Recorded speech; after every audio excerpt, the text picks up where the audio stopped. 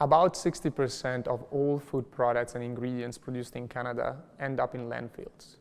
And 88% of all the plastics that is used to package these products is currently not recycled. Overall, this massive amount of waste contributes to the ongoing climate crisis that we all experience. I'm Yuri, faculty at Ivey Business School, and I'd like to talk more about the Ivey research program on the circular economy and how it tackles these issues.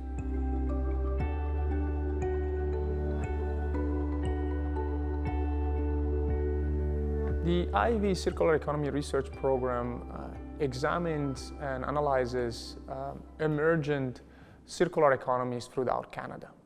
We are more precisely focusing on two cases: the circular economy that is emerging in the Montreal metropolitan area and the circular economy that is emerging in Guelph and Wellington County in Ontario.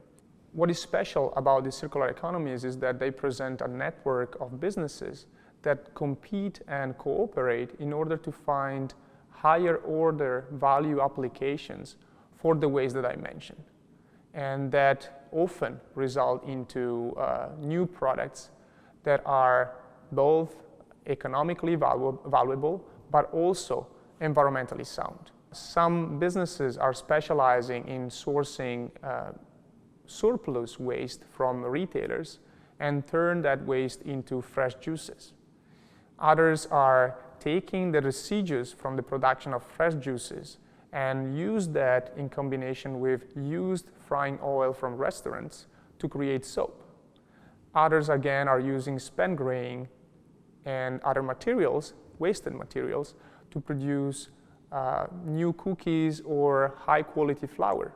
Others are using spent grain and byproducts from sugar production or dairy production, such as sugar molasses, in their fermentation process to produce alcohol that goes then into disinfectants or beer or rum.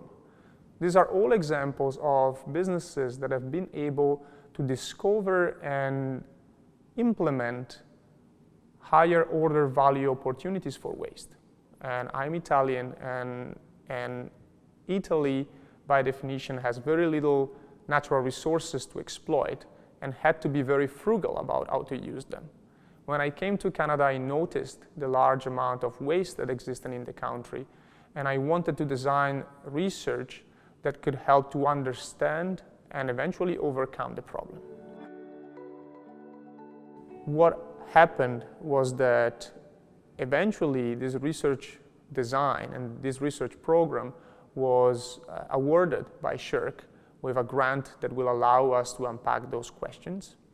And we received about $60,000 from SSHRC so far.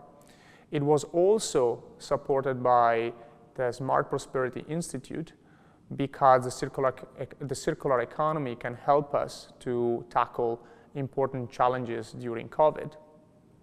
And another important result was that one of my PhD students has received a large scholarship, again from SSHRC, that is larger than $100,000 and will help him to continue his research on network structure and how more sustainable practices, such as circular economy practices, can more easily or more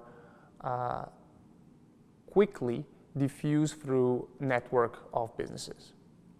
Another important achievement was discovered just last week. As part of our research, we have already analyzed 30 synergies, 30 waste exchanges between businesses. And I started writing 3 working papers together with MBA students and HBA students at Ivey. One of these students, Sean Liu, has just received the Gold Global Medal for the 2020 Global Scholarship Award competition, where more than 4,000 papers were considered from all over the world, and his paper positioned first in the business management category. The Ivey research program in the circular economy will have impact in 3 main important ways. One, it will impact practice, both managers and policymakers. And this is because our research program uses a new approach that is highly engaged. So when we collect primary data and secondary data, we give an opportunity to managers to reflect upon their practices, how certain waste exchanges emerged, and how they adjusted their operations in order to exploit the value from waste. And in this process of back and forth and mutual exchanges with managers and policymakers, we offer an opportunity to rationalize and understand their approaches and their processes so they can replicate these approaches and processes for future opportunities, therefore continuing to grow their circular economies. The second group that we target is future managers and perhaps future policymakers. Every time we engage in research, we also assess the opportunity of developing teaching cases. Currently, we are developing 3 teaching cases, one with HP, one with A&W, one with IKEA. The teaching case with HP is looking into what HP is doing in collaboration with other players to create a viable market for recycled plastic. The case with A&W is tackling a slightly different issue, but still within the circular economy umbrella. We are looking at how extended producer responsibility frameworks, policy frameworks, and product stewardship policy frameworks can incentivize or disincentivize different packaging innovations in their operations. And the third with IKEA, we are still in preliminary stage, but we are considering a case where IKEA will explore potential avenues for upcycling the food waste that come from their stores. Every time we write a teaching case, there is a student involved. They'll learn through the process. And when the teaching case is published through Ivey Publishing, we can also have a larger impact through all the network of business schools that rely on our institution. The third way to have an impact is the more traditional way through which research makes an impact, which is through high-quality research publications.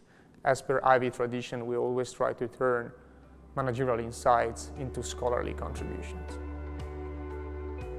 The Ivey Circular Economy Research Program has 2 main goals.